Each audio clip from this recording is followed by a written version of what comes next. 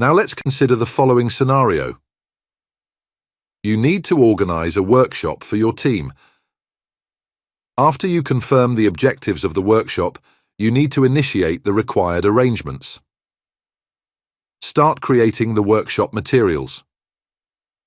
Simultaneously, reach out to SMEs to confirm their availability. Let's see how this translates into a process model. We have the start event indicating that workshop planning is required, then the first step of the process is to confirm the workshop's objectives. After which we have our opening parallel gateway, which splits the flow in two. As per the scenario, we need to create the workshop materials while we also reach out to SMEs for availability. Both of these activities must be completed before we can continue to the end of the process. So the next step is to merge both flows together by having another closing or merging parallel gateway. And now we can have the end point of the process.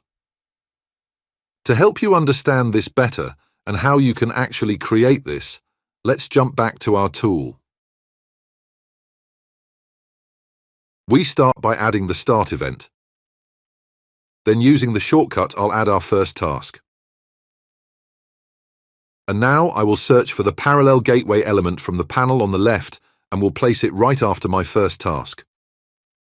Only now I can split the flow and have my next two activities. So I will add one task on the top for creating workshop materials and will add the second task below for reaching out to SMEs for availability. Now, after we have completed these two activities, we need to close this cycle and add a closing parallel gateway in the same way and connecting both tasks to the gateway. Only now we can have the end event of the process, which is workshop organized. And this is how you use parallel gateways. Next, we will have a look at some best practices regarding gateways.